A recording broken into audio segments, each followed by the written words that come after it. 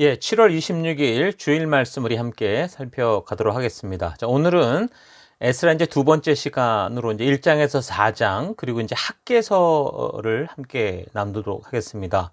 삶의 우선순위가 삶의 질을 만든다. 이런 제목으로 계속 우리 말씀 살펴가도록 하겠습니다. 자, 지난주 살핀 에스라의 서론 부분에서 에스라서와 관련된 그 역사적인 배경들을 우리가 이제 살펴왔습니다. 그래서 BC 이제 538년 페르시아의 이제 고레스 칙령이 나기까지의 그 페르시아와 연관된 이 역사적인 배경들을 살폈는데, 그렇게 해서 이제 BC 536년경에 수르바벨, 그러니까 여호야김, 스알디엘의 아들, 그렇게 이제 적혀 있었는데요. 3장 2절에 그 스루바벨의 주도하에 처음으로 이제 약 5만여 명 정도의 사람들이 예루살렘으로 이제 돌아오게 됩니다. 자, 그 내용이 에스라 1장, 2장의 내용이었죠. 자, 그리고 이제 그 이후의 일들을 계속 이제 살펴나가면 돌아온 사람들이 먼저 이제 자기들이 살 터를 찾았겠지요. 왜냐하면 먼저 어떤 정착하는 곳이 있어야 그 다음을 할 수 있으니까. 근데 그곳에서 이제 삶의 터를 만드는 일을 아마 먼저 하였을 것으로 봅니다. 그래서 3장 1절을 보면 이스라엘 자손이 각자의 성읍에 살았더니 7째 달에 이르러 일제히 예루살렘에 모인지라, 이렇게 말씀합니다. 그러니까 도착한 해면 이제 그 해, 그러니까 BC 536년경으로 보이는데 7월에 함께 다 같이 예루살렘에 모였다는 거죠. 그래서 성전에 제단을 먼저 세우고 그곳에서 번제를 드리면서 절기를 지켰다는 겁니다. 7월이면 이제 초막절이겠죠. 절기를 지키게 되는데, 그러니까 사실 그건 뭘 말하는 겁니까? 가장 먼저 저들이 한 일은 하나님과의 그 관계를 개선하는 거였죠. 제사라는 게 무슨 어떤 신의 기분을 맞추는 게 아니라 우리가 하나님과의 관계를 회복할 수 있도록 주셨던 게 그 레위기 처음에 나오는 그 제사의 그 문제 아니었습니까? 그래서 이제 그런 절기를 통해 하나님과의 그 관계를 회복하는 일을 하게 됩니다. 그 자기들이 살던 땅으로 왔지만 이게 지금 아직 안전한 땅이 아니라 이미 자기들 대신 그 이 비어 있는 땅에 들어와 살고 있던 사람들의 위협, 또 그들이 이제 거절, 그런 것이었기 때문에 사실 그들의 삶의 터 자체가 계속 위험했고 두려운 곳이었습니다. 그랬는데 이들이 가장 먼저 뭘 했습니까? 바로 예배를 회복하더라는 거죠. 그래서 하나님이 주신 언약과 규례를 따라 이제 살려고 하는 거. 그래서 이제 포로에서 귀환한 사람들이 재건축을 시작하기 전에 이제 첫 번째 한 일이라고 볼 수 있습니다. 그리고 성전 건축을 위한 준비들을 그렇게 하고, 그리고 이제 3장 8절에 보면 예루살렘에 있는 하나님의 성전에 이른 지 2년 둘째 달에, 그러니까 도착하고 다음 해로 넘어갔다는 거죠. 둘째 달에 스알디엘의 아들 수르바벨과 요사닥의 아들 예수아와 다른 형제 제사장들과 레위 사람들과 무릇 사로잡혔다가 예루살렘에 돌아온 자들이 공사를 시작하고, 그러니까 돌아온 그 다음 해에 공사를 시작했다는 겁니다. 20세 이상의 레위 사람들을 세워 여호와의 성전 공사를 감독하게 하며, 그러니까 포로에서 돌아온 지 두 번째 해가 되면 이제 BC 535년 정도가 되겠죠. 그때부터 이제 공사를 시작하면서 먼저 이제 성전에 기초를 놓고, 말하자면 이제 기공식을 하는데, 너무도 벅찬 마음으로 이제 하나님의 은혜에 이제 감사하고 찬양하면서 이제 축하를 벌이는 겁니다. 어떻게 보자면은 홍해 도하 후에 정말 감격스러운 그 구원을 얻은 후에 그렇게 그들이 기뻐하는 모습과 같았다고도 볼 수 있겠죠. 그래서 역사적으로 볼 때 바벨론에 의해서 이제 BC 586년에 예루살렘 성전이 다 파괴되고 불타는 것을 보았고, 그리고 이제 바벨론 포로로 잡혀갔던 그렇게 사람들이 있었을 건데 연사가 꽤 됐겠죠. 근데 긴 세월, 그러니까 거의 70년을 지나서 하나님의 은혜로 다시 이제 그 성전에 대한 기공식을 하게 되니까 완전히 그때는 나라가 망해서 도저히 이거는 회복될 수 없는 그런, 이제 끝났다라고 생각하는 그런 상태에서 70년, 그러니까 성전 파괴로부터는 거의 50년이죠. 그렇게 이제 지나서 다시 이 성전을 세우게 되니까 너무 감격하고 감동해서 바벨론 포로에서 우리를 돌리실 때 꿈꾸는 것 같았다 하면서 전부 울면서 감개무량해하는 그런 이야기가 이제 3장의 이야기입니다. 그러니까 정말 불가능해서 가능을 만드시는 하나님께 감격하고, 그래서 이제 힘차게 저들이 힘을 얻어서 공사를 시작하는데, 이제 4장에서는 주변국이었던 이 사마리아의 방해자들이 이 성전 공사에 자기들도 끼워달라고 했다가 거절당하고 나서 완전히 이제 회방을 놓는 바람에 결국 성전 공사가 중단되는 이야기를 다루게 됩니다. 뭐 주변에 있는 이 민족들이 뭐 선한 의도로 끼워달라고 그러는 게 아니었겠죠. 어쨌든 그래서 이제 방해가 시작이 됩니다. 지금 보면은 하나님께서 베푸신 그 놀라운 기적으로 말미암아 마치 출애굽을 하듯이 고국으로 돌아왔고, 그리고 이제 하나님께 영광 돌릴 이 성전을 짓기 시작하는데 돕는 자들이 생기는 게 아니라 방해자가 나타나서 하나님께서 지금 하게 하신 일을 방해하고 위협하더라는 거죠. 그래서 우리가 이런 사실들을 우리가 잘 보면서 생각해야 되는 게 뭡니까? 그러니까 하나님이 보내신 곳에서 하나님의 말씀대로 산다고 해도 그곳에 뭐 대로가 열리고 뭐 돕는 자들이 뭐 그냥 헌금을 갖고 쫓아오고 이런 게 아니라 거의 대부분 마귀의 반대와 방해를 만날 수 있다라는 겁니다. 하나님께서 유다 백성들을 스스로 완전히 불가능한 그 상태에서 기적적으로 저들을 고국으로 뭐 힘써서 보내셨다면, 그리고 그것을 믿고 그 백성들이 순종해서 그땐 어떻게 보면 편안하게 이제 정착할 만한 그 바벨론에서의 삶 아니었습니까? 70년이면.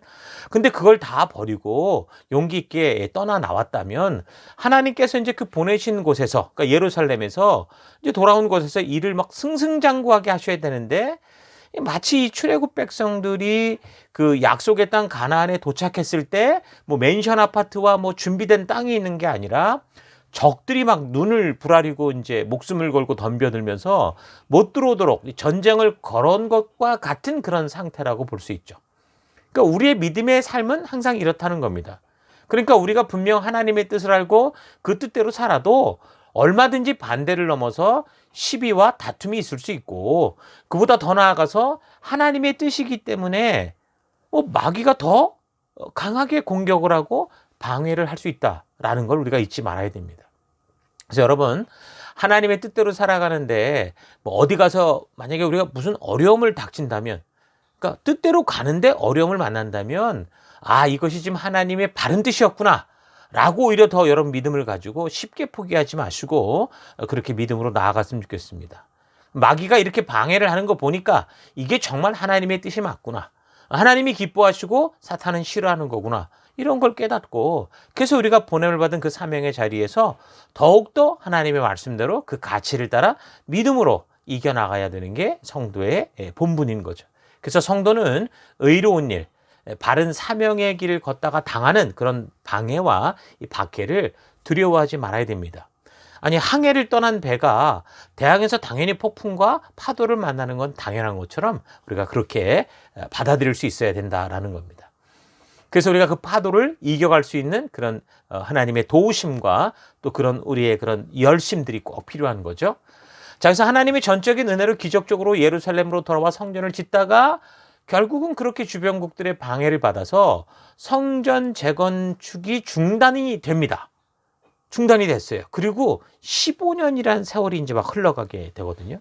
그러니까 하나님의 뜻대로 행하는 곳에서 자신을 반대하고 대적하는 그런 세력을 만날 때 하나님이 주신 사명대로 사는 것을 포기하지 말아야 되는데, 지금 말한 것처럼 당연히 그 파도를 이겨가야 되는데, 근데 이 유다 백성들은 상황이 애매한 그런 곳에서 자꾸 이제 슬슬 이 그 대적들의 그런 어떤 위협과 이런 것에 자꾸 이제 포기하게 된 거죠. 그래서 뭐라고 얘기를 했냐면, 아직 때가 이런 것 같지 않다. 이게 아직은 그런 때가 성전에 건축할 때가 아닌가 보다. 그러면서 아예 이제 공단에서 성전 재건축이 멈추게 됐다라는 거죠. 여러분 어떻습니까? 우리 교회 속에서 우리도 하나님의 사명대로 살아가는 일에 있어서 사실 많은 반대를 만날 수 있습니다. 우리가 하는 그 일들을 믿음으로 가고 있는데 아니라고 말하기도 하고, 뭐 다른 방법이 있지 않냐고로 말하기도 하고, 뭐 그래서 뒤에서 딴소리도 하고, 아무튼 여러 그 어떤 방해와 위협들을 만날 때가 많이 있었습니다. 여러분 그때 어떻게 우리가 행동을 취했습니까? 그러니까 사람을 미워하고 원망할 필요는 없지만 우리가 분명히 깨달아야 되는 것은 절대로 하나님이 주신 이 사명의 길을 이 유다 백성들처럼 포기해서는 안 된다라는 거죠. 자, 이 사실을 꼭 잊지 않았으면 좋겠습니다. 어려움이 올수록 그것을 이겨낼 수 있는 믿음 달라고, 그리고 우리가 순종의 힘을 가지고 나아가는 여러분과 제가 됐으면 좋겠습니다. 자, 아무튼 그래서 유다 백성들은 이 상황과 환경을 이 핑계로 때가 아닌가 보다 하면서 성전을 짓는 사명을 멈추고 당장 이제 급한 이 생존의 문제 속으로 점점점 이렇게 빠져들고 말았죠. 근데 생각해보면 왜 그게 때가 아니겠습니까? 예? 하나님의 때니까 돌아온 거잖아요. 하나님께서 때가 되었기 때문에 그 놀라운 기적으로 스스로 돌아올 수 없는 그 상황을 뒤바꿔서 그들을 조국으로 보내셨는데 왜 때가 아닙니까, 이게? 근데 이제 스룹바벨을 비롯한 리더들이 감당하기 어려운 현실들, 두려운 현실들을 만나면서 그럼 이제 그걸 믿음으로 해결하려고 그렇게 했어야 되는데 그렇게 하기보다는 그냥 때가 아닌 것 같다. 사실은 이제 뒤로 물러서는 백슬라이딩인 거죠. 그러면서 자꾸 이제 스스로 뭔가를 이제 눈치를 보게 됐는데, 그러면서 점차 이 하나님 주셨던 그 이 기쁨과 감격 속에 그들이 받았던 사명들을 잃어가기 시작한 거죠. 하나님께서 때가 돼서 저들이 만들 수 없었던 그 길을 만들어서 열어서 보내주셨는데 이 사람들은 때가 아닌 것 같다고 지금 핑계대면서 주저하다가 그게 이제 15년 동안 세월이 흘러가더라는 거죠. 아니, 여러분 생각해 보십시오. 제가 제 아들에게 어떤 일을 하나 맡겼는데 그것을 15년 동안 아무것도 안 하고 계속 핑계를 대고 있다면 어떻겠습니까? 그러니까 이런 것을 볼 때 또 어떻게 보면 하나님도 참 어지간하시죠. 어지간하면 어쨌든 그의 백성들에게 한번 말한 거에 대해서 또 말하고 또 말하고 그렇게 하지는 않으시는 것 같습니다. 그러니까 방치는 아닌데, 그러니까 무한한 신뢰를 가지고 기다려 주시고 스스로 이제 믿음을 가지고 행할 때까지 오래 참아 주시는 거죠. 그러니까 하나님은 그냥 막 말하고 싶어서 안다라는 그런 분이 아니라 어지간하면 한번 말한 것은 우리가 그들이 이제 끝까지 그 자녀들이 지킬 수 있도록, 스스로 할 수 있도록 오래도록 기다려 주시는 그런 하나님인 것을 알 수 있죠. 그러니까 하나님이 일하시는 방법도 우리가 이것을 통해 알 수 있습니다. 그러니까 그런 하나님께서 만약 이렇게 오랫동안 말씀을 잘 안 하시는 분인데 그런데 그분이 예언자를 보냈다, 그리고 그들을 통해 말씀하신다, 이건 어떤 상태라는 겁니까? 정말 이제 보다 못해서, 참다 못해서, 그리고 기다리다 못해서 정말 이제 위기의 정도가 아니라 그것이 이제 거의 절벽으로 떨어지는 위험으로 치닫게 되니까 이제 말씀을 하시는 거다. 그러니까 예언서의 일들이 다 그런 상황이라는 것을 우리가 이미 벌써 몇 번 살펴왔었죠. 그러니까 하나님은 사람들이 별일 없이 살면요, 그냥 보시면서 즐거워하십니다. 우리가 그냥 별탈 없이 그냥 우리 평범한 삶들을 하나님이 즐거워하신다는 거죠. 그러니까 사람들이 별일 없이 사는 거. 그래서 좀 삶이 그러다가 좀 삐걱고 이럴 수도 있잖아요. 뭐 업앤다운이 있듯이 뭐 업앤다운이 좀 심해 보여도 그게 이제 정말 극단적인 멸망의 길로 끝까지 가지 않는다면 그냥 끝까지 기다려 주시고 도와주신다라는 거죠. 그래서 하나님은 늘 말씀으로 한 인격에게 권고하시지 그 한 사람의 인생을 마음대로 막 억지로 조작하고 이리 끌고 저리 끌고 그렇게 하지 않으신다는 겁니다.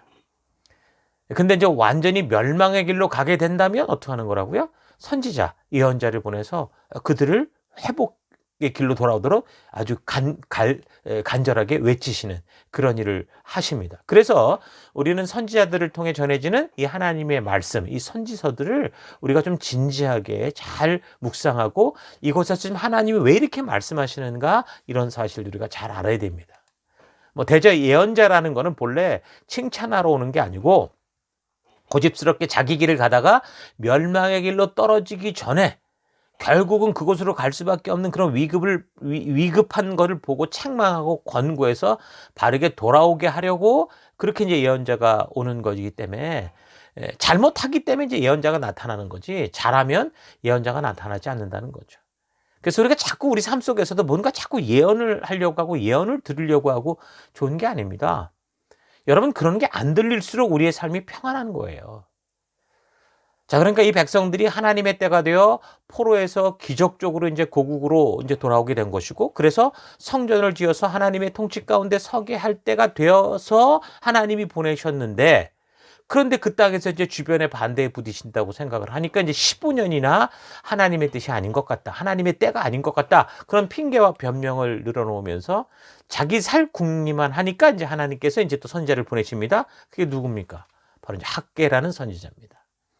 그래서 학개라는 인물에 대해서 우리가 좀 보면 사실 정확한 정보는 없습니다. 근데 2장의 근거를 보면 솔로몬이 지었던 예루살렘 성전의 영광을 알고 있었던 사람인 것으로 봐서, 그리고 이제 이 백성들과 리더들을 막 책망하는 걸로 보아서 그 당시 연세가 적어도 80세 이상이 된 것으로 추정이 됩니다. 그러니까 1차 포로로 BC 605년에 또는 606년에 이제 잡혀와서 그때 태어났다고 따져도 다리오 왕 제2년에 부름받은 것으로 보면 85년이 되거든요. 그러니까 10대에 만약에 포로가 됐다고 해도 거의 95세, 100세가 됐다라는 거죠.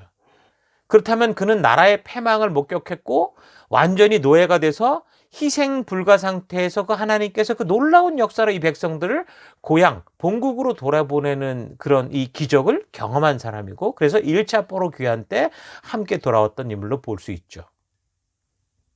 자, 그런 분이 학개 선지자인데, 학개에서는 2장으로 아주 짧게 되어 있습니다. 사명을 잃어가던 그 귀환한 백성들에게 성전 재건을 도전하면서 온전한 성도로서의 삶의 그 우선순위를 알게 하고, 그래서 그 우선순위를 따라 살아가도록 인도하는 짧고 강한 말씀입니다. 그러니까 어떻게 보면 사실 우리에게 책망하고 우리에게 도전하는 말씀이라고도 볼 수 있죠. 왜 그렇습니까?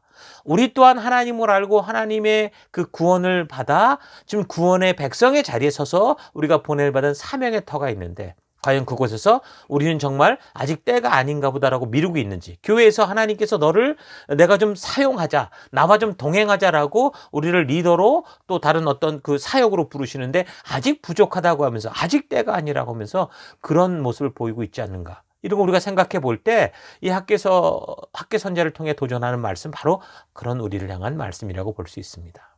자, 그런 내용이 학개서의 내용인데, 그래서 이제 1장 1절부터 보면 다리오 왕 제2년 여섯째 달 곧 그 달 초 하루에 여호와의 말씀이 선지자 학개로 말미암아 스알디엘의 아들 유다 총독 스룹바벨과 여호사닥의 아들 대제사장 여호수아에게 임하니라.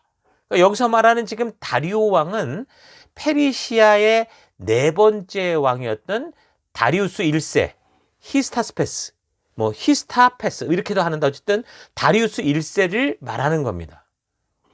자, 근데요, 지난 주일 아마 여러분들이 에스라서를 좀 세밀히 읽으신 분들은 이 왕의 도표를 보면 이 에스라 4장에서 좀 틀린 부분을 여러분들이 발견했을 겁니다. 그러니까 이 페르시아의 왕들의 그 순서를 잘 여러분들이 눈여겨봤다면 4장에서 말하는 게 조금 좀 어폐가 있는 걸 여러분 볼 수 있습니다. 무슨 말인지 보십시오.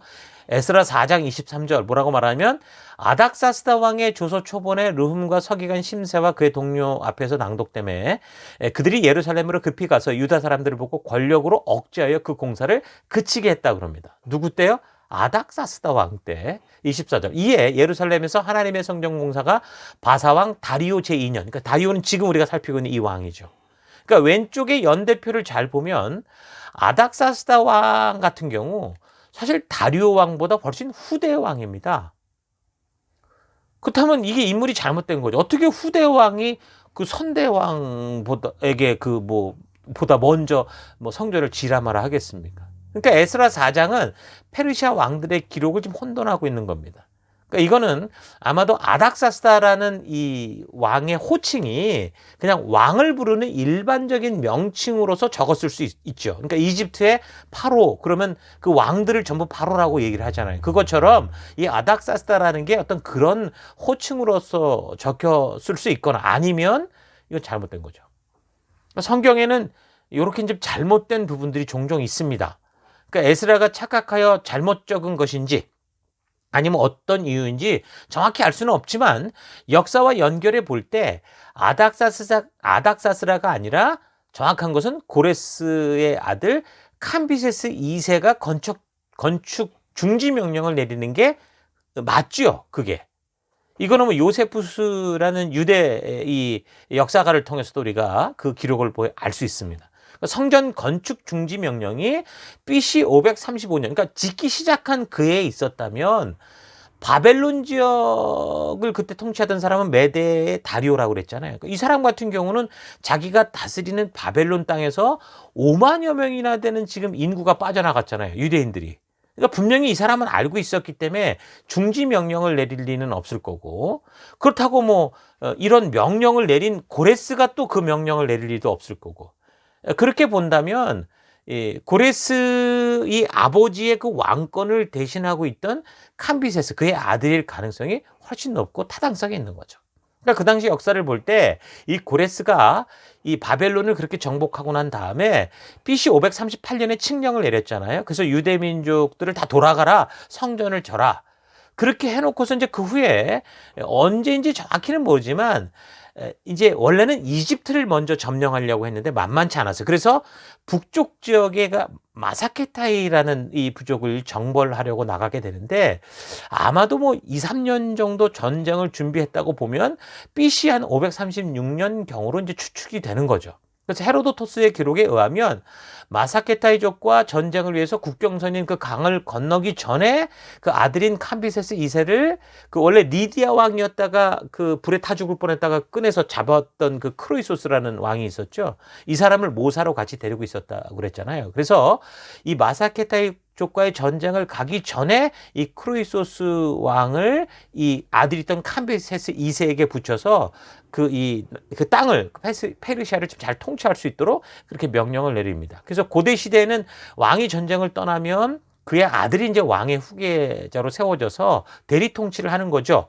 그래서 만약에 전쟁에서 무슨 일이 일어나게 된다고 하더라도 나라를 통치하는데 이상이 없을 수 있도록 그렇게 이제 했습니다. 그래서 아마 이렇게 고레스가 마사케타의 전쟁을 준비로 바쁜 시기에 그 예루살렘 성전 재건을 둘러싼 그런 이제 주변국들의 그런 어떤 투서들이 계속 있었고, 그래서 이 페르시아 왕국으로 보내졌을 거라고 봅니다. 그래서 그 당시 대리 통치를 하던 이 캄비세스 같은 경우는 이제 역사적인 확인 없이 그냥 투서의 내용대로 그냥 그 사실만 확인을 하고 공사 중지 명령을 내린 것으로 보입니다.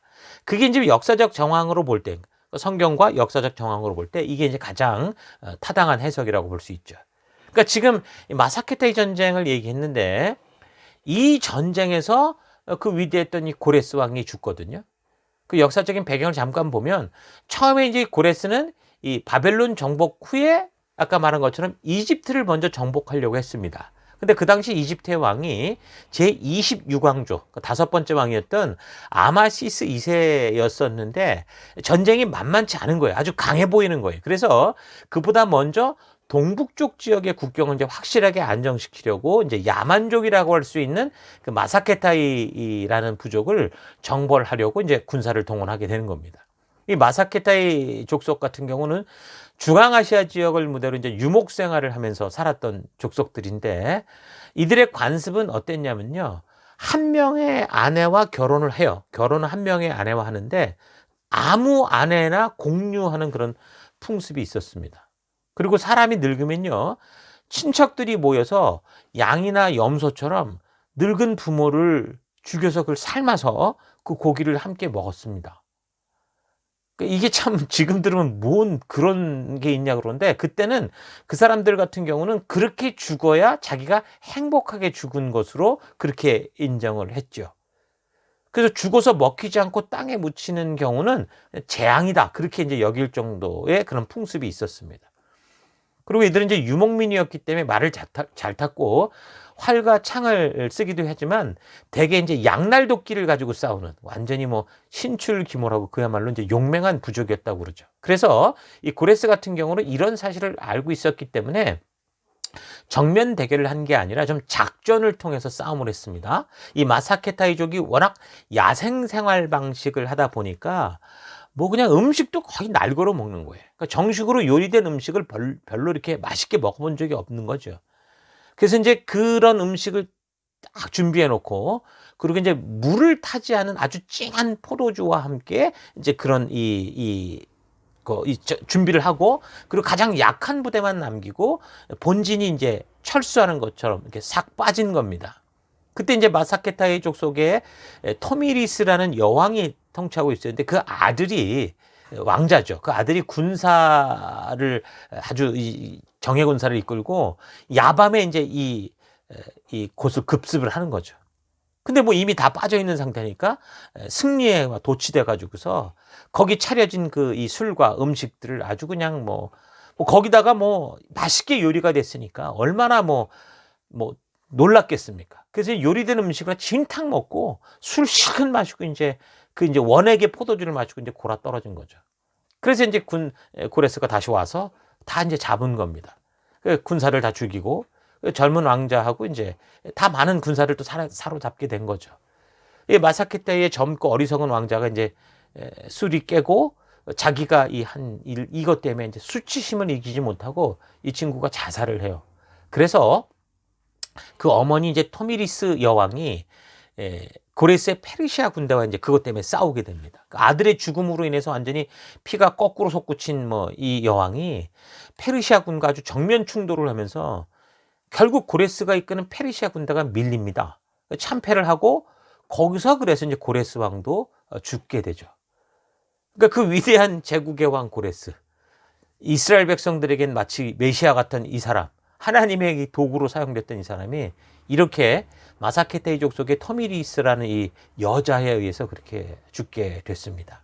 그래서 이제 바벨론을 BC 539년에 무너뜨리고 불과 이제 8, 9년 만에 그렇게 이제 죽는 게 고레스의 이제 운명이었던 거죠. 자, 그래서 이제 고레스의 아들 캄비세스 2세가 이제 왕이 되는 겁니다. 이 캄비세스는 좀 다혈질이었고요. 성품이 좀 그렇게 좋지 않았던 것 같습니다. 그래서 폭군으로도 이제 불리거든요, 이 사람이.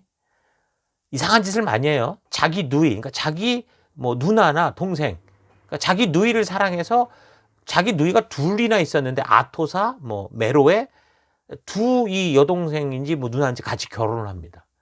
그리고 이제 나이 어린 누이였던 메로에는 이 사람은 이제 이집트 원정을 가면서 같이 데리고 갔다가 옆에서 성질 건드린다고 그걸 죽여버려요.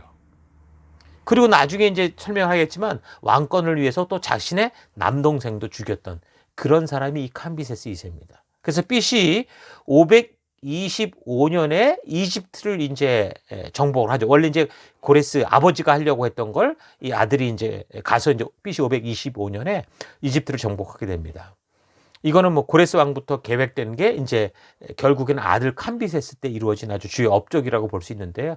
이 캄비세스는 이집트의 그때 당시 어린 왕이었던 푸사메티코스 3세 이거를 이제 정복한 후에 그곳에서 이제 이집트를 중심으로 더 이제 주변국들을 점령하려는 이제 전쟁을 준비를 합니다. 자, 그래서 이 애굽 더 밑에 있었던 구스, 그러니까 이디오피아죠. 이디오피아와 전쟁을 하려고 하는데 여러분 300이라는 영화에서 이렇게 여러분 봤을 건데 이 페르시아는 전쟁 전에 항상 사신을 먼저 보내죠. 그래서 이제 항복을 받아내려고 합니다.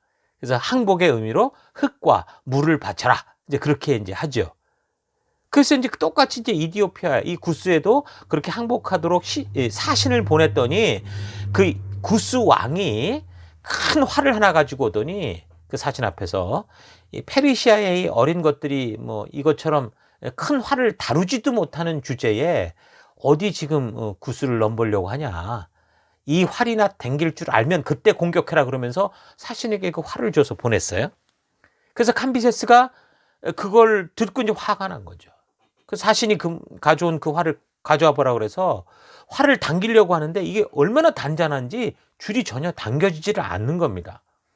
그 주변에 이런 장군 저런 장군 다른 신하도 해봤는데 잘 안 되는 거예요. 그런데 그 옆에 있던 캄비세스의 그 남동생이었던 스메르디스, 바르디아 이렇게도 부르는데 이 사람이 옆에 있다가 그 무슨 그런 활이 있습니까? 저도 한번 줘보십시오. 그래서 이 사람이 활을 받아가지고 땡겼는데 이 동생이 땡기는데 활이 쑥 땡겨지는 거예요. 그러니까 신하들이 지금 다 보는 앞에서 캄비세스는 그 활시를 조금도 못 땡겼는데 동생이가 쉽게 이렇게 확 땡기니까 이게 이제 수치심을 느낀 거죠. 시기심이 나고 만 겁니다. 그래서 이제 동생 스메르디스를 본국으로 돌아가는 거죠. 내정을 좀 살펴라. 그러면서 핑계를 내서 보냅니다. 근데 그 후에 이 캄비세스가 꿈을 꿨는데 동생이 반란을 일으키는 꿈을 꾼 거예요. 그러니까 불안해지기 시작한 겁니다. 워낙 성격이 좋지 않았다고 그랬잖아요. 그래서 자기 신복이었던 프렉사스페스라는 이 사람을 페르시아 수사까지 보내서 동생 이 스메르디스를 죽여버리게 합니다. 이건 헤로도토스의 이제 역사책에 나오는 이야기거든요. 근데 그 전에 제가 듣기로는 동생을 보내고 바로 뒤따라서 이제 자객을 보냈다고 했는데, 이 헤로도토스의 책에는 이제 수사까지 가서 이제 그 암살을 하는 그런 식으로 이제 얘기가 나오고 있습니다. 어찌됐든 이 구스에 갔던 그 사신들이 그렇게 이제 활을 가져와서 이런 걸 뭐 당기고 이러다 보또 그 해프닝 벌어진 대로 다시 얘기를 하면, 그래서 이제 캄비세스가 화가 머리끝까지 나서 동생은 보냈고, 그리고 이제 뭐 구스로 이제 당장 진격해라 명령을 내렸는데, 이게 뭐 준비도 제대로 되지 않은 상태에서 진군을 명령하다 보니까 이게 뭐 군량이 다 떨어져서 나중에는 이 기록에 보면 병사들끼리 10명 중에 1명은 자기들끼리 제비 뽑아서 잡아먹는 그런 일까지 벌이면서 결국 구스에는 가보지도 못하고 대부분의 군사를 잃고 그 이집트로 다시 되돌아올 수밖에 없었다는 거죠. 그런 상황이었는데 얼마 있다가 본국에서 이제 자기 신복을 시켜서 죽게 했던 그 동생이 그 스메리디스잖아요. 황제가 됐다라는 반역의 소식이 들려오는 겁니다. 분명히 자객을 보내서 죽은 걸 확인을 했는데 그런 소식이 들리니까, 그러면 본국에서 이제 내란이 생긴 거다 이렇게 판단을 하게 되니까 이제 급하게 이제 본국으로 올라가기 시작합니다. 그래서 헤로도토스 그 기록을 참고하면 뭐 시리아의 악바타나까지 왔다고 하는데, 이 악바타나라는 말이 시리아의 수도인 다메스커스를 말하는 것 같다. 헤로도토스 같은 경우 이제 그렇게 얘기를 하거든요. 그러니까 ek바타나라는 게 원래 이 메대의 수도였던 것까지 가면 벌써 다 간 건데 그건 아닌 것 같고요. 시리아의 다메스커스쯤 온 것 같아요. 거기서 어쨌든 마음은 급하고 이 반란 세력을 토벌하려고 급하게 이제 계속 군사들을 서둘러 종용하고 있었는데, 그러니까 이제 이 사람도 급해가지고서는 이제 그 별로 쉬지도 않고 이제 말을 또 타려고 하다가 자기 칼집 끝에 그 칼날이 튀어나와 있는데 허벅지를 팍 찔리고 말았습니다. 뭐 그때 당시 뭐 파상풍으로 보이는데 뭐 무슨 약이나 변병이 있었겠습니까? 그러니까 이제 이 파상풍으로 보이는데 이 그 부상으로 인해서 결국 이 허벅지가 곪고 뼈가 이제 막 썩어 들어가서 결국에는 죽습니다. 그게 이제 재위 7년 5개월 정도 만에 아무 후손도 남기지 못하고 자기 남동생 죽이고 여동생도 하나 죽이고 아무튼 그 난리를 피다가 그 세상을 떠나게 됩니다. 그래서 캄비세스가 이렇게 죽고 역사가들은 이제 그 이후의 사건에 대해서 여러 가지 이야기를 하는데, 어찌됐든 간에 이 캄비세스의 동생이라고 하면서 황자가 된 이 사람은 실제 동생은 이제 이 캄비세스가 죽였고 자객을 통해 사실은 가짜였다라는 거죠. 그래서 가짜 스메르디스, 휴도라는 말이 그래서 이게 가짜라는 말인데 휴도 스메르디스 이렇게도 얘기를 합니다. 근데 이제 확인을 하게 되는 거죠. 그 가짜는 이제 마구스라고 하는 메대의 그 제사장이었는데 가우마타라는 사람이었습니다. 이 사람의 이름이 마치 스메르디스하고 뭐 비슷했고, 그 다음에 생김새도 이 사람이 비슷했기 때문에 온 나라를 그렇게 완전히 속였다라는 거죠.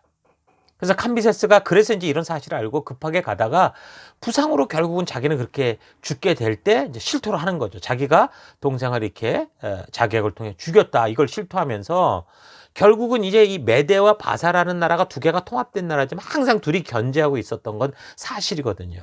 그러니까 자기 부하들에게 페르시아가 다시 그 메대 사람들에 의해서 통치받지 않도록 이 반란을 잘 마무리하도록 그렇게 이제 부탁을 하면서 죽은 거죠. 그래서 이제 캄비세스 휘하에 있던 그 일곱 모사가 이 상황을 지금 어떻게 할 건지 이제 대책을 세우게 됩니다. 그래서 어쨌든 간에 그렇게 해서 이제 결국 이 가우마타라는 이 가짜 스메리디스에게 넘어간 왕궁을 잘 회복해서 이 가짜 스메리디스는 결국 몰아내게 됩니다. 자, 그리고 났더니 이제는 뭐 페르시아의 통치자가 다 없어진 거잖아요. 그러니까 누가 이제 통치자가 될 거냐, 이제 이게 문제가 된 겁니다. 그래서 참모들 일곱 모사가 그럼 누구를 왕으로 세울 것이냐, 그렇게 해서 한 가지 이제 방법을 정했는데, 아침 여명에 새벽에 말을 몰아서 정한 시간에 어떤 정한 장소로 모여보자. 그 모일 때 누가 탄 말이든 간에 그 말이 먼저 히히히 하고 울게 한다면, 그렇게 한다면 그 말을 탄 사람이 왕으로 하는 걸로 하자. 이렇게 그렇게 정한 겁니다.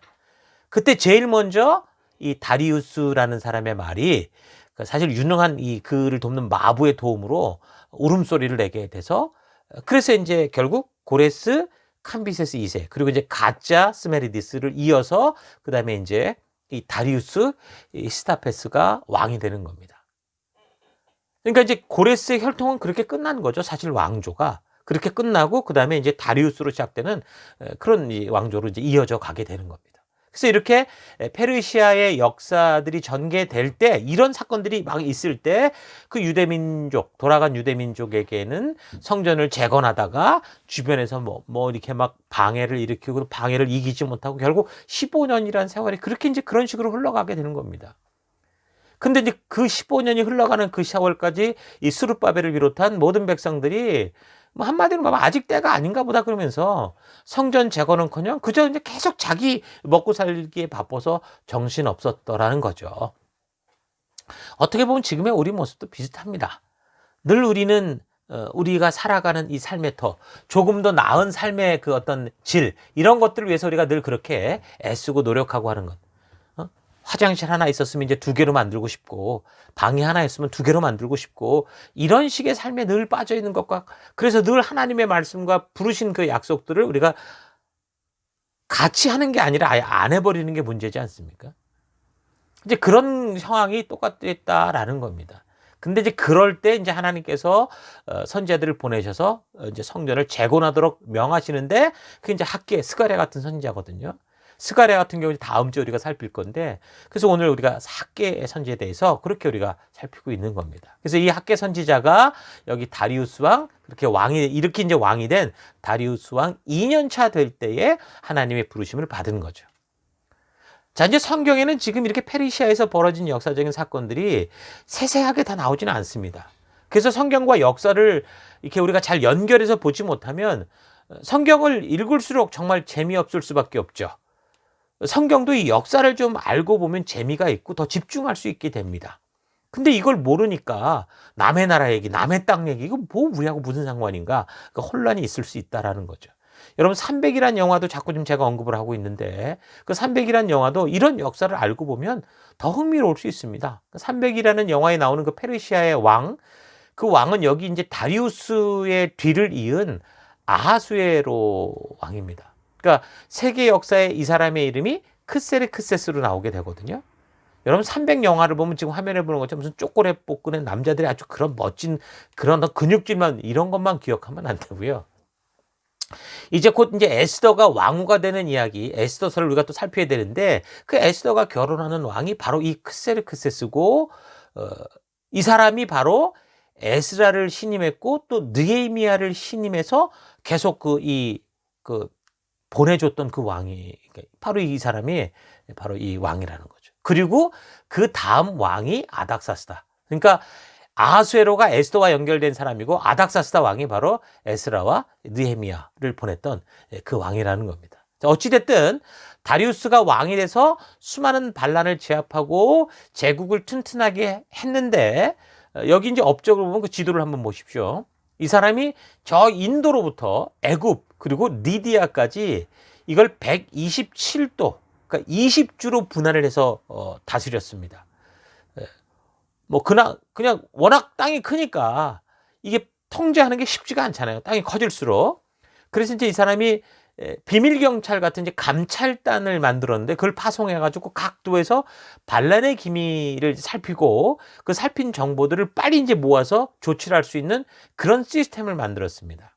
그래서 왕의 명령을 가진 그 파발마가 이 수도인 이 수사에서 리디아 지역 이 사르디스까지 거의 2,700km에 달하는 이 거리를 7일 만에 주파할 수 있도록 그런 연락망을 만들었습니다. 뭐 과거에는 저렇게 가려면 뭐 보통 뭐 4-5달씩 걸리는 그 길을 일주일 만에 가도록 한 엄청난 거죠. 그 어떻게 했냐면 말이 아주 가장 좋은 종말을 가지고서 최전속력으로 달리기 시작하는 겁니다. 그래서 그 말이 완전히 뻗어서 도저히 움직일 수 없는 그 거리를 한 25km 정도로 15마일 정도로 봤거든요. 그래서 이제 15마일 단위로 이걸 끊어가지고서 그 말들을 배치한 겁니다. 그러니까 111개의 그런 말 정거장, 역참을 만들어서 그렇게 왕의 명령이 신속하게 오고 갈 수 있도록. 뭐 거의 뭐 2,700km나 되는 거 엄청난 고속도로를 놓은 거나 마찬가지라는 거죠. 7일 만에 저렇게 달려갈 수 있었다라는 건 엄청난 그런 일을 하는 사람이었는데, 근데 이 사람이 이제 다리우스가 이 전쟁에 관해서는 업적이 좀 미미하다고 할 수 있습니다. 별로 없다는 거죠. 그래서 먼저 이제 트라키아 지방 쪽에 이쪽이 지금 보시면 스키티아라는 지역인데, 이 흑해 위쪽에 이 스키티아 민족을 정복하겠다고 그래서 이제 올라가게 됩니다. 그리스식으로는 스키티아라고 하는데 페르시아나 인도에서는 뭐 사카족이라고 이렇게 부르거든요. 근데 어쨌든 성경 골로새서는 이걸 또 스구디아인 이렇게 부르는 게 바로 이 스키티아 민족을 말하는 겁니다. 오늘날로 말하면 흑해 위에 이제 루마니아, 우크라이나 지방 쪽을 말하는데, 이 페르시아 군대가 이제 여기를 이제 점령하기 위해서 오니까 워낙 이 군대가 막강하잖아요. 그러니까 이 스키티아족이 정면 싸움을 회피합니다. 그리고 게릴라식으로 치고 빠지면서 계속 도망 다니는 거예요. 그래서 결국 다리우스는 제대로 싸움도 잘 못 해보고 그러고 그냥 돌아올 수밖에 없었습니다. 그러고 나서 그 이오니아 지역, 이 에게해 근처에 그리스와 맞보고 있는 그 지역에 이제 어떤 반란이 일어나는 일이 있었습니다. 이 스키티아 전쟁에서 뭐 맥도 못 추고 오니까 괜찮은가 보다 하고 이제 이오니아 지역 쪽에서 이제 반란이 일어났는데, 그때 이제 이 이오니아 지역을 도왔던 민족이 이제 그리스 민족이었습니다. 그래서 이제 그걸 계기로 이제 이 페르시아 전쟁이 벌어지게 되는데, 페르시아가 그리스를 공격하는 일들이 벌어지게 되는 거죠. 아마도 이게 이 사건이 동서양 간의 이제 첫 이 전투고 싸움이라고 보는데, 그래서 첫 번째 그리스 원정을 떠나는 것에서는요, 이 트라키아 지역에 이제 아토스 곳 거기에 이제 까지 갔었는데, 이게 풍랑 때문에 태풍 때문에 어이없이 실패를 해서 그냥 가다가 300척이 손실되는 바람에 이제 실패를 했고, 그래서 두 번째로 다시 이제 원정을 떠나게 됐는데, 그때 이제 벌어지는 전쟁이 지금의 이제 마라톤의 시초가 된 그 마라톤 전쟁입니다. 그래서 이 전쟁을 일으킨 왕이 바로 이 다리우스였거든요. 그래서 이제 그리스 지역 이 두 번째 원정을 떠난 여기서도 어떻게 됐습니까? 결국 우리가 하는 것처럼 그리스 군대에게 패배하고 이제 돌아오게 됩니다. 그래서 이런 세계 역사 속에 이렇게 이런 업적을 남긴 사람이 바로 다리우스였고, 바로 이 왕이 통치하는 그 시기 2년째에 학계 선지자가 부름을 받은 겁니다. 그러니까 여기 성경에 나오는 사건이나 인물들은 분명 역사적 사건과 일치하는 거고, 무슨 성경이 그러니까 무슨 바람 타고 뭐 구름 타고 뭐 뜬구름 잡는 그런 얘기가 아니라, 뭐 신화나 전설 속에 꾸며진 얘기가 아니라 진짜 이 역사적인 사건과 연결된 그런 말씀들이다라는 걸 우리가 또 알 수 있는 겁니다. 자, 그래서 이제 학개서의 내용을 좀 들어가 보면 1장 1절 우리가 읽어드렸죠. 그러면서 2절부터 보면 만군의 여호와가 이같이 말하여 이르노라, 이 백성이 말하기를 여호와의 전을 건축할 시기가 이르지 아니하였다 하느니라. 그러니까 아까도 말했잖아요. 자꾸 때가 안 됐다고. 그러니까 계속 반복해서 말했듯이 때가 안 됐다, 때가 안 됐다 그러고 있었을 때 이제 그 얘기를 하는 겁니다. 하나님은 지금 때가 됐기 때문에 보냈고, 그래서 고국으로 돌아왔는데 지금 잠깐의 어려움과 그런 걸 만나게 되니까 자꾸 이 핑계 저 핑계 되면서 사명의 길로 아예 돌아올 생각을 안 하고 그냥 먹고 사는 길로 빠져버린 그 상황이 되었다라는 거죠. 여러분, 그래서 우리 교회도 이 사명을 이루고 가면서 만나는 이 어려움 앞에서 우리가 어떤 태도로 대해왔는지를 좀 되돌아볼 필요가 있고요. 또 개인적으로도 지금 하나님이 이 교회를 통해 부르시는 우리의 부름을 받고도 우리가 과연 어떤 식으로 그렇게 부르심에 대해왔는지 우리가 생각해 볼 필요가 있습니다. 다시 말하지만 하나님이 하게 하신 일을 우리가 해도 또 하나님이 우리가 분명히 함께 하십니다. 근데도 어떻다고요? 우리 삶에는 회방이 있고 방해가 있고 어려움이 있다라는 거예요. 여러분, 사도 바울이 하나님이 함께하지 않아서 그 선교하는 동안 그렇게 얻어 터지고 그렇게 다녔습니까? 그리고 결국에는 목이 잘려 그렇게 죽었습니까? 하나님이 없어서 그랬나요? 아닙니다. 하나님이 함께해도 얻어맞고 굶고 폭풍에 뭐 거의 빠져 죽을 뻔하고 왕따 당하고 결국 목베임 당해 죽일 수 있다라는 거예요. 죽을 수 있다라는 거예요. 예수님은 어떻습니까? 하나님의 아들이셨잖아요. 근데 사람들은 그 예수님을 어떻게 했어요? 못 박아 죽였습니다. 그러니까 사명의 길을 걷다가 우리가 좀 어려움을 만나게 될 때, 물론 그게 우리의 욕심으로 인해 가서 만난다면 하나님이 막으시는 거겠지만, 우리가 사명의 길을 가는데 그런 어려움을 만난다면 여러분, 그래서 하나님이 안 계셔서 있는 게 아니라는 거예요. 그래서 우리가 이런 길을 갈 때는 때가 인 것 같다, 때가 아닌 것 같다, 뭐 지금 하지 말자, 그런 게 아니라 하나님의 말씀대로 걸어가는 믿음의 용기가 필요한 겁니다. 그러니까 지금 자꾸 우리가 하나님의 이런 때를 분별하지 못하면 어떻게 됩니까? 삶의 우선순위가 흐트러지죠. 우리가 지금 돈 벌고 우리 삶 속에서 가족을 위해서 이 땅에서 우리가 바른 하나님의 자녀롭게 살기 위해서 애쓰는 그런 노력들이 틀린 게 아니에요. 근데 이 우선순위가 흐트러져 버리고 나면 어떻게 됩니까? 자꾸 핑계가 나오고 책임 전가가 된다라는 겁니다. 그러니까 하나님은 지금 이런 상황을 아시고 우리가 살아가는 이 터에 보내셨고, 우리의 자녀를 주셨고, 우리의 일터를 주셨고, 우리의 사업처를 주시는 거예요. 근데 그것 때문에 만약에 우리가 하나님의 뜻 앞에 나가지 못하겠다고 하는 건 그럼 책임 전가가 되는 거고 핑계가 되는 거죠. 그러니까 말씀대로 순종하는 길이 조금 어려우면 때가 안 됐다, 뭐 하나님 뜻이 아닌가 보다, 뭐 또 우리 리더가 뭐 시원찮다, 이런 식으로 이야기하는 경우가 너무 많은데, 여러분, 이건 변명이요 핑계일 뿐입니다. 하나님의 때가 임했기 때문에 우리가 지금 이곳에 있고 역사가 이루어져 가고 있는 겁니다. 내가 이곳에 존재하는 이유, 여러분들이 각자의 삶의 때에 존재하는 이유, 그건 이미 하나님이 먼저 나를 찾아오셨고 나를 구원해 주셨고 나로 하여금 그곳에 보내셨기 때문입니다. 그래서 비록 부족해 보여도 이미 때가 되었기에 하나님께서 우리를 성도로 부르셨고 리더로 부르셨고 인턴으로 부르셨고 그렇게 세우신 거다라는 거 잊지 말고 우리가 그 길을 걸어가야 되는 거죠. 그 사명의 길이라는 게 무슨 레드카페가 쫙 깔려 있어서 뭐 카메라 후레쉬 터지면서 뭐 손을 흔들며 가는 그런 길이 아닙니다. 사명의 길에서 여러분, 그래서 좀 그 길을 가다 벅참을 느끼고 위협 같은 게 느껴질 때도 피하려 하지 마시고 오히려 하나님께 지혜를 구하십시오. 하나님께 용기를 구하십시오. 그리고 하나님 말씀의 가치대로 진정으로 믿음을 발휘해서 용기 있게 가는 그런 우리가 됐으면 좋겠습니다. 자, 그래서 3절, 여호와의 말씀이 선지자 학개에게 임하여 이르시되 이 성전이 황폐하거늘 너희가 이때 판벽한 집에 거주하는 것이 옳으냐. 그러므로 이제 만군의 여호와가 이같이 말하노니 너희는 너희의 행위를 살필지라. 너희가 많이 뿌릴지라도 수확이 적고 먹을지라도 배부르지 못하고 마실지라도 흡족하지 못하고 입어도 따뜻하지 못하고 일꾼이 삭슬 받아도 그것을 구멍 뚫린 전대에 넣음과 같다. 그러니까 뭡니까? 이거는 가난할 수밖에 없다라는 말보다 돈도 이전보다 더 많이 벌고 음식도 더 나아졌고 여러 가지로 좋아지는 것 같지만, 그러니까 삶은 더 윤택해지는 것 같지만 지금 그것이 사명을 잃어버림으로 말미암아 결국 자기의 욕심이 돼버렸고 욕심의 함정에 빠져서 어떻게 하는 거예요? 아무리 가져도 아무리 먹어도 아무리 입어도 만족함이 없는 그런 상태. 처음에 20평짜리를 가졌는데 그거를 갖기 위해서 애쓸 때는 정말 간절했지만 갖고 났더니 이제는 뭐 그거보다 더 큰 30평, 40평, 50평 뭐 그런 식으로 자꾸 조금 더, 한 번만 더, 조금만 더 이런 식으로 가는 딱 우리 시대의 모습, 그런 모습과 똑같은 모습을 지금 말해주는 겁니다. 그러니까 이런 삶의 모습은 과거나 오늘이나 다 똑같다라는 거예요. 그래서 7절, 만군의 여호와가 말하노니 너희는 자기의 행위를 살필지라. 너희는 산에 올라가서 나무를 가져다 성전을 건축해라. 핑계치 말라는 거예요.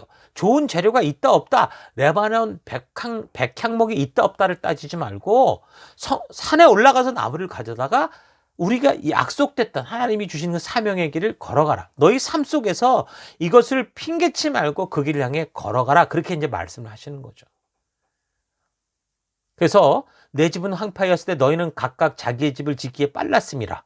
그러므로 너희로 말미암아 하늘은 이슬을 그쳤고 땅은 산물을 그쳤으며 내가 이 땅과 산과 곡물과 새 포도주와 기름과 땅의 모든 소산과 사람과 가축과 손으로 수고하는 모든 일에 한재를 들게 하였느니라.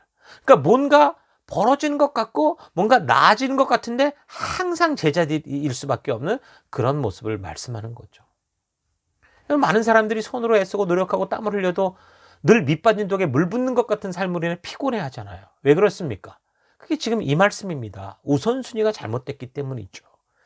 지금 당장 사업이 바쁘고 학업이 바쁘고 직장이 바쁘고 힘들다고 우리는 언제라도 하나님과의 관계를 세워가는 일, 하나님 주신 사명의 삶을 살아가는 일은 늘 뒤로 미루면서 그럴듯하고 타당해 보이는 그런 많은 이유와 변명들을 말하죠. 하나님이 뜻대로 사는 일은 늘 다음 주, 내일, 조금 있다가 그런 식으로 미루고 늘 자기 만족을 위한 내가 급하다고 말하면서 해야 되는 그 장가 가야 되고 소도 사야 되고 그 신약에도 예수님께서 말씀하셨던 그 똑같은 일을 그렇게 살아가고 있잖아요. 바로 그런 삶에 대해서 지금 하나님이 말씀하고 외치는 겁니다. 그러니까 오늘 학계 선제를 통해 말씀하는 건 그런 우리의 삶에 구멍이 났다라는 걸 말하는 거죠. 아무리 그렇게 애쓰며 살아도 그래서 뭔가 좀 더 좋은 곳으로 쌓여지는 것 같아도 절대로 만족하지 못할 거라는 겁니다. 여러분 부자가 만족한 부자 봤습니까? 거의 없죠. 거의 없는 게 아니라 아주 없을 겁니다. 여러분 타이타닉호가 빙산에 부딪혀서 배 바닥에 구멍이 생기고 지금 물이 들어와서 이게 침몰해 가고 있는데 가장 위에 뭐 보통 그런 데 보면 수영장 있고 뭐 이러잖아요. 뭐 거기 물이 샌다고 여러분 그 수영장 구멍 메꾼다고 난리를 치는 그런 것과 똑같은 삶이라는 거죠. 여러분 말씀으로 말미암는 삶의 바른 우선순위가 정해져야 됩니다. 그래서 우리가 먼저 하나님 앞에서 우리가 주신 사명을 잊지 않고 그 길을 걷는 거 이게 가장 중요한 겁니다. 그렇지 않으면 처음에는 잘 들어가는 것 같지만 나중에는 정말 중요한 것을 담을 수 없게 됩니다. 우리가 하나님의 말씀이 생명이라고 하면서도 늘 뒤로 미루고 정말 순종해야 되고 나아가야 될 때 자꾸 핑계를 대고 정직해야 될 때 짜증내게 되는 거 이런 거 이게 왜 그렇습니까? 하나님이 우리와 약속한 그 길을 가자고 그러는데 왜 짜증이 납니까? 그게 우선순위에서 뒤로 어느샌가 미뤄졌기 때문이라는 거죠. 그러니까 유다 백성들이 성전을 짓고도 그 허접한 인생을 산 게 왜 그렇습니까? 저들이 포로에서 되돌아온 후에 하나님께서 말씀하신 그 축복의 법칙이 없어지고 그 약속이 깨져서가 아니라 하나님은 여전히 변함없이 저들과 함께 가고 함께 성전을 짓고 함께 그 관계 가운데 나아가려고 하시지만 결국 더 뒤처지는 인생이 된 게 뭡니까? 저들의 불순종이라는 거예요. 우선순위를 잃어버린 그 삶 때문이다라는 걸 알 수 있는 겁니다. 그래서 1장 12절 스알디엘의 아들 스룹바벨과 여호사닥의 아들 대제사장 여호수아와 남은 모든 백성이 그들이 하나님 여호와의 목소리와 선지자 학개의 말을 들었으니 이는 그들의 하나님 여호와께서 그를 보내셨습니다. 백성이 다 여호와를 경외하며 그때 여호와의 사자 학개가 여호와의 위임을 받아 백성에게 말하여 이르되 여호와가 말하노니 내가 너희와 함께 하노라 하니라. 여호와께서 스알디엘의 아들 유다 총독 스룹바벨의 마음과 여호사닥의 아들 대제사장 여호수아의 마음과 남은 모든 백성의 마음을 감동시키심에 그들이 와서 만군의 여호와 그들의 하나님의 전 공사를 하였으니 그때는 다리오 왕 제2년 여섯째 달 24일이었더라. 그러니까 참 감사한 게 지금 뭡니까? 학개 선지자의 말씀을 들을 때 지도자들과 백성들이 겸손하게 순종하더라는 겁니다. 청종하고 들었다라는 거죠. 그러니까 이런 말은 사실 모세 시대 이후에 오랜만에 듣는 말입니다. 이 청종하고 들었더라 이런 말들. 참 다행히 백성들이 즉각적으로 주어졌던 그 사명으로 되돌아오는 그런 일들이 생긴 거죠. 그래서 말씀이라는 건 우리로 하여금 잘못된 것을 알게 하고 회개하게 하는데 그 후에 어떻게 하라는 겁니까? 흩어진 이 방향으로부터 바르게 돌아와서 원래 우리가 하고자 했던 그 사명의 길, 그 삶으로 바르게 가게 하는 그 우선순위를 온전하게 만들어 간다는 겁니다. 그래서 말씀을 들을 때 내가 듣고 싶은 것을 듣는 게 아니라 하나님께서 말씀하시는 것을 들어야 되는 거죠. 나의 위로를 찾는 게 아니라 하나님의 뜻, 하나님의 마음, 하나님의 의도를 먼저 찾아야 되는 겁니다. 그래서 말씀으로 그 병의 뿌리를 잡아야지 지금 우리 삶에 문제가 있다고 그냥 그 문제를 잊어먹기 위한 강한 진통제만 먹고 살아가서는 안 된다라는 겁니다. 그래서 그렇게 말씀을 듣고자 하는 우선순위가 바르게 잡히면 우리의 무너진 이 마음이 정말 제대로 뿌리로부터 회복되는 참된 위로가 오게 되고 삶에 무너진 그 문제의 근원을 우리가 온전히 고칠 수 있게 돼서 그럴 때 진정한 회복과 해결이 이루어지게 된다라는 거죠. 그 말씀을 지금 우리에게 보여주고 있는 겁니다. 계속해서 2장 1절 일곱째 달 곧 그 달 21일에 여호와의 말씀이 선지자 학개에게 임하니라 이르시되 너는 스알디엘의 아들 유다 총독 스룹바벨과 여호사닥의 아들 대제사장 여호수아와 남은 백성들에게 말하여 이르라. 너희 가운데 남아있는 자 중에서 이 성전의 이전 영광을 본 자가 누구냐? 이제 이것이 너희에게 어떻게 보이느냐? 이것이 너희 눈에 보잘것없지 아니하냐? 그러니까 이 말이 무슨 말이냐면 현재 재건하려던 성전의 규모가 옛날 솔로몬 성전의 그 규모에 비해서 너무 초라하고 형편이 없으니까 어떤 사람들은 그것 때문에 낙심하고 있었기 때문에 하는 말입니다.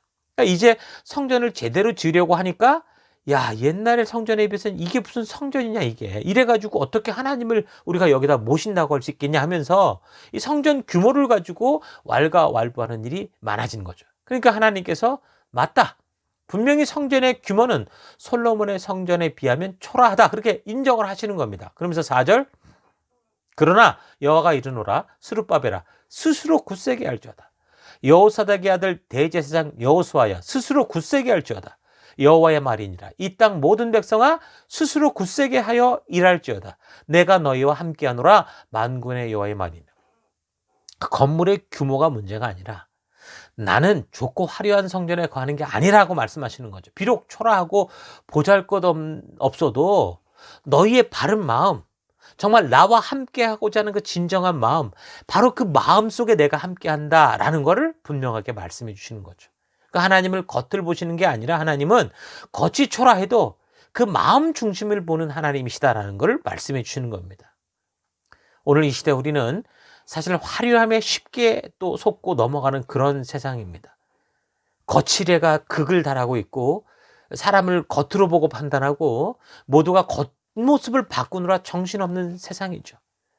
그러나 우리는 화려한 길, 좋은 관계를 찾아가는 그런 사람들이 아니라 좁지만 바른 길, 말씀대로 살아가는 이 바른 관계를 따라서 순종의 길을 걷는 사람들인 거죠. 그래서 여러분 다니엘처럼 어떤 상황이 다가와도 하나님의 말씀대로 살겠노라 여러분 뜻을 정하고 굳게 그 말씀을 따라가는 순종의 노력이 필요합니다. 하나님의 말씀대로 살 것을 여러분 결단하시고 그 가치 따라 살겠다고 여러분 정말 날마다 아침마다 결단하고 또 결단하십시오. 뭐라고 말씀합니까? 스스로 담대하라고 말하되 스스로 굳세게 하라. 스스로 결단하고 나아가라. 그렇게 말씀하시잖아요. 그래서 하나님 말씀대로 살 것을 결단하고 날마다 그 가치를 따라 여러분이 보내받은 삶의 현장에서 마음을 굳게 정하고 그렇게 걷는 여러분 되길 바랍니다. 하나님은요 어제나 오늘이나 세상 끝까지 절대로 변하는 분이 아니십니다. 그래서 2장 5절 너희가 애굽에서 나올 때에 내가 너희와 언약한 말과 나의 영이 계속하여 너희 가운데 머물러 있나니 너희는 두려워하지 말지어다. 여기 보십시오. 애굽에서 나올 때입니다. 지금 바벨론에서 나올 때를 얘기하는 게 아니라 하나님은 처음부터 끝까지 변함없는 모습을 보여주시는 거죠.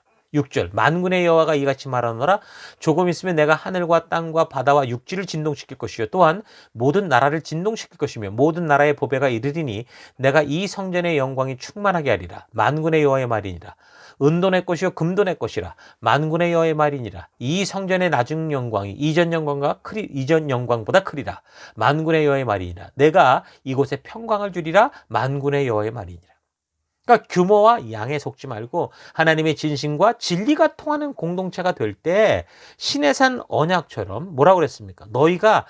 너희 다섯이 100명을 쫓아낼 것이고 너희 100명이 10,000명을 쫓으리니 너희 대적들이 너희 앞에서 칼에 엎드러질 것이며 내가 너희를 돌보아 너희를 번성케 하고 너희를 창대케 할 것이며 내가 너희와 함께 했던 이 내 언약을 이행하겠다. 레위기 26장 8, 9절에 말씀하신 이거를 그대로 체험하겠다라는 거예요. 그러니까 애굽에서 나올 때 그 시내산에서 말씀하셨던 그 말씀을 그대로 지금 그대로 지켜가실 거다라고 말씀하시는 거죠. 그러니까 학개 선지자가 그들이 지금 머물러 있는 곳에서 깨어나라고 처음에는 책망하는 것 같았으나 그러나 학개 예언자가 온 것은 뭐 때문에 온 겁니까? 책망을 위해 온 게 아니죠. 무엇을 위해 온 겁니까? 바른 길에 걷기 위한 하나님의 음성을 주기 위해 온 겁니다. 그러니까 잘 들어보면 하나님께서 예언자를 보내시는 궁극적인 목적은 사실은 책망, 물론 겉은 책망으로 들리고 말은 책망으로 들리지만 그러나 그 속은 뭐라는 거예요? 바른 길에 바르게 설 수 있도록 권고해서 축복을 주시기 위한 것이고 무너진 삶의 우선순위를 바르게 세워서 하나님과의 그 첫 언약의 약속대로 살아가게 하기 위한 축복이라는 거죠. 그래서 처음으로는 늘 책망으로 시작하는 것 같지만 뒤에는 항상 위로와 소망, 이 소망이 되는 말씀으로 그렇게 희망을 주시는 겁니다. 그래서 여러분, 진정한 교회는 사람이 많고 거대한 건물을 가지고 있는 그런 게 아닙니다. 진정한 교회는 사람이 적고 보잘것 없는 건물을 가지고 있는 그것도 아닙니다. 그러니까 진정한 교회는 사람이 많던 적던 건물이 화려하던 그렇지 않든 하나님의 임재가 있고, 그래서 그 성도들이 그냥 교회만 참석하는 자들이 아니라 하나님의 말씀의 가치대로 살아가는 거, 그게 진정한 교회라는 겁니다. 상황과 환경이 어떠하더라도 하나님의 말씀이 그 삶을 주도하는, 그 순종하는 교회가 진정한 하나님의 교회고, 그것이 진정한 성도라는 거죠. 자, 근데 그때 이스라엘 백성들의 삶이나 그리고 또 오늘을 살아가는 우리의 삶 속에서 사실 어땠습니까? 수많은 핑계와 지금 이유들이 존재를 하는 겁니다. 그러나 정말 그 당시 이스라엘 백성들이나 지금의 우리들이나 우리가 살아가는 현실은 정말 어려울 수밖에 없죠. 고백합니다. 그건 인정합니다. 그래서 늘 지금보다 조금 더 나아지면 좀 더 잘 섬길 수 있을 것 같다는 생각이 드는 건 마찬가지일 거라는 거죠. 여러분, 그런데 잘 생각해 보십시오. 누군가가 난 수영을 잘하고 싶어. 그럼 수영을 잘하겠다고 하는데, 아니, 물에 빠져서 물에서부터 적응하는 것부터 시작을 해야지 내가 수영을 잘하면 수영을 할 거야. 그게 말이 됩니까? 그건 말이 되지 않잖아요. 그러니까 우리가 하나님 말씀대로 살기를 원해 라고 한다면 내가 잘 살 수 있을 때 살 게가 아니라는 거죠. 우리의 부족한 이 모습 이대로 그 순종의 바다에 뛰어들어야 되는 겁니다. 때로는 물도 먹고, 때로는 그 위기도 우리가 그대로 느껴보는 그런 삶 속에서 배워가는 겁니다. 그러니까 우리가 부족하고 정말 비록 준비된 게 없다고 하더라도 뭐가 중요하다는 거예요. 우리가 지금이라도 순종하며 나아갈 때, 연약한 이 모습 이대로, 또 부족한 이 모습 이대로 부르신 그 자리에 나아가서 하나님이 하게 하신 그 일 앞에 우리가 순종하며 나아갈 때 하나님이 우리를 도우시고 우리를 성장케 하신다는 거죠.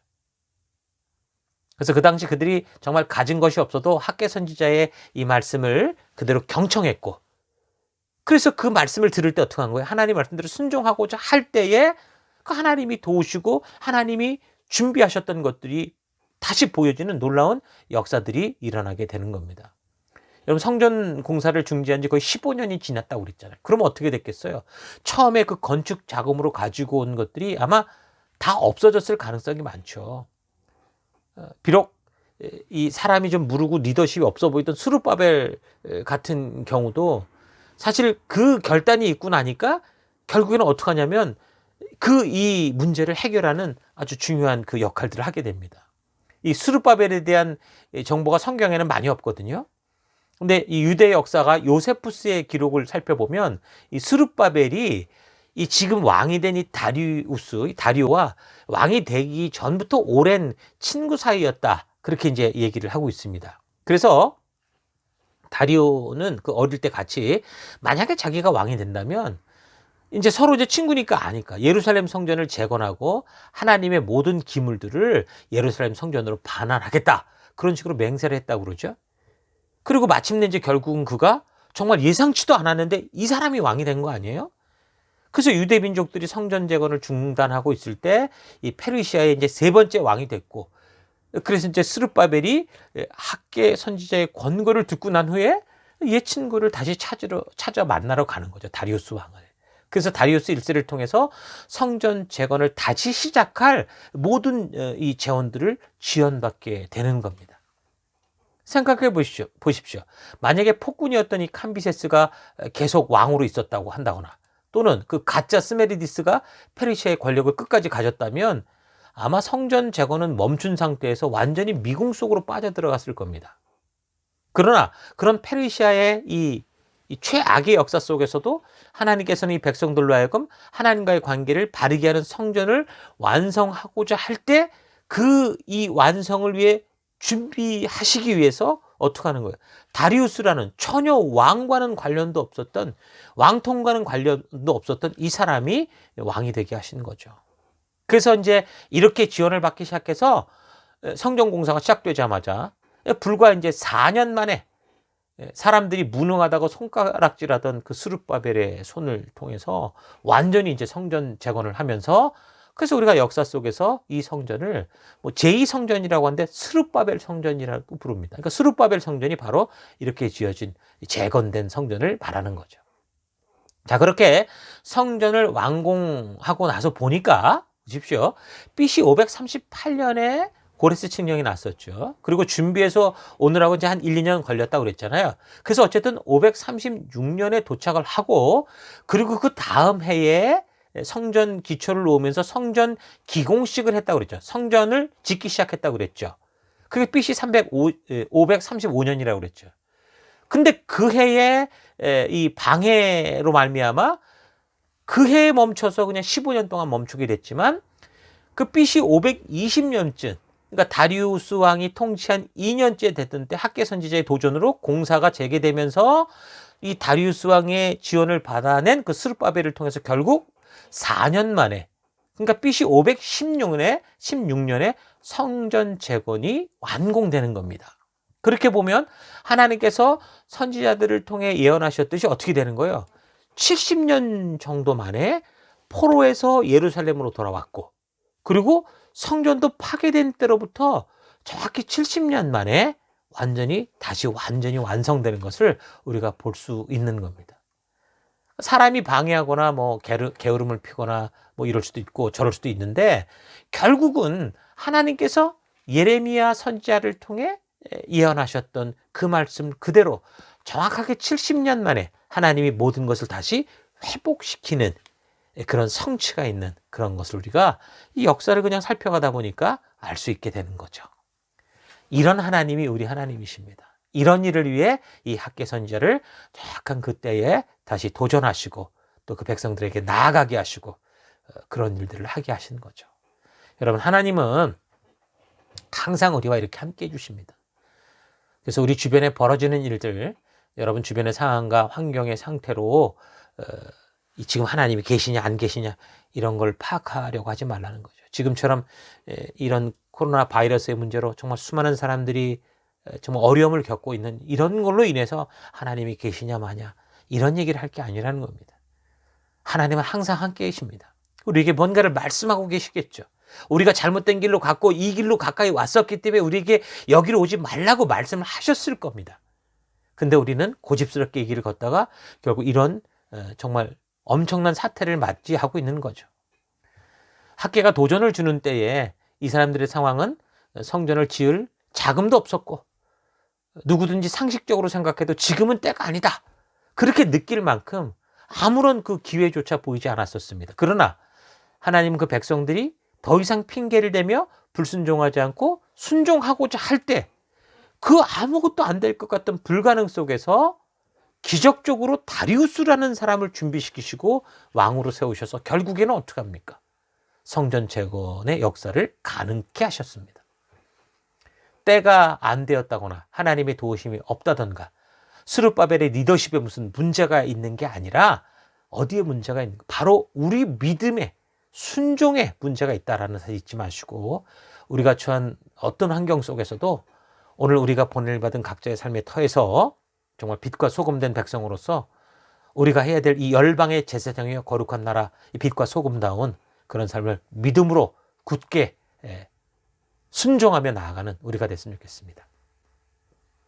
지금 말씀대로 살아가는 이 우선순위가 다 무너졌는데도 지금 생존을 핑계로 또 자기가 이루고 싶은 걸 먼저 하고 싶은 그런 욕심으로 하나님께서 주신 이 사명, 이건 뒤로 미루거나 언제 기약할 게 아니라 우리가 존재하는 이유 자체가 이 사명으로 부름을 받았기 때문에 그 길로 걸어야 되는데, 여러분 우리가 각자가 보내를 받은 삶의 터 곳곳에서 자꾸 이런저런 핑계대는 그런 인생이 아니라, 비록 지금 부족하고 연약해도 우리 상황이 이렇다고 하더라도 우리에게 맡겨주신 그 영혼들 속에 하나님의 진심을 전하고 하나님 말씀대로 순종하며 열방의 제사장으로서 또 보내를 받은 그 어두운 곳에서 빛과 소금으로서 그 길을 믿음으로 걷는 여러분과 제가 되기를 주 이름으로 축원합니다.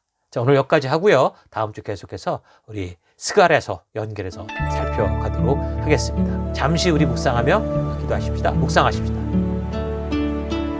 우리가 이 시대에 부름받은 하나님의 백성으로 살아가면서 하나님이 나와 함께 하시는가 하는 것을 우리 주변의 상황과 환경의 상태에 따라 우리 파악하지 마십시다.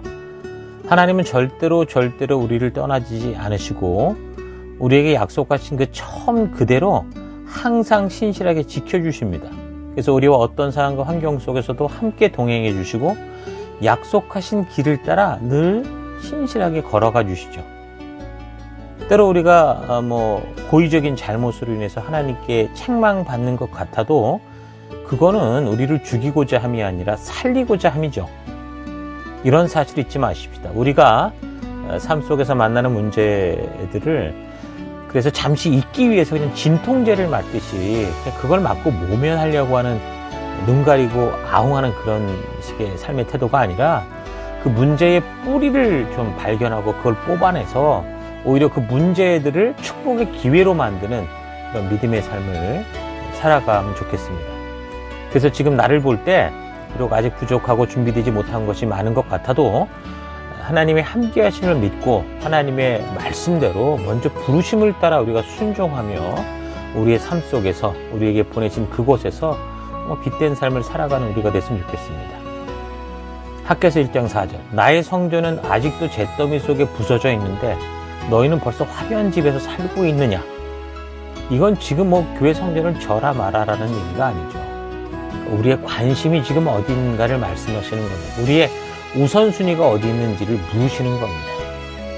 그래서 우리가 우리의 삶을 좀 되돌아보고 나의 관심은 어디 있는가를 되돌아보면서 하나님이 나를 구원하시고 언약으로 불러 보내신 우리 각자의 삶의 현장에서 정말 하나님이 나를 부르신 부르심 따라 나를 이곳에 있게 하신 그 사명 따라 살아가는 그런 귀한 한 주가 됐으면 좋겠습니다. 자, 이런 사명을 결단하시면서 함께 기도하기 원하는 것은 하나님의 함께 하심을 내 느낌 주변의 상황을 따라 의심했던 것 하나님 회개합니다. 여러분 용서를 구하는 기도하시고요. 하나님은 언제나 나를 떠나지 않으시는데 늘 핑계와 변명을 만들며 순종의 순간을 회피해왔던 것을 회개합니다. 회개하며 기도했으면 좋겠고요. 내가 이겨야 할 문제들이 불순종의 이유가 되지 않고 나로 상상할 수도 없는 축복의 세계로 인도하시는 그 믿음의 세계, 그 문을 열고 나아가는 하나님 그런 기회가 되게 하옵소서. 결단하시고 내 삶에 하나님의 자녀로서 무너진 우선순위들을 다시 회복하며 주의 임재 가운데 나아가기 원합니다. 이런 제목으로 잠시 우리 묵상하며 기도하겠습니다. 기도하십시다.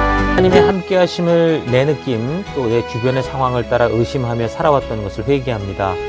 하나님 용서해 주옵소서. 하나님은 언제나 나를 떠나지 않으시는데 늘 핑계와 변명을 만들며 순종하는 그 순간, 순종해야 되는 그 순간 자꾸 피할 길을 따라 회피했던 것을 회개합니다. 하나님 용서해 주옵소서.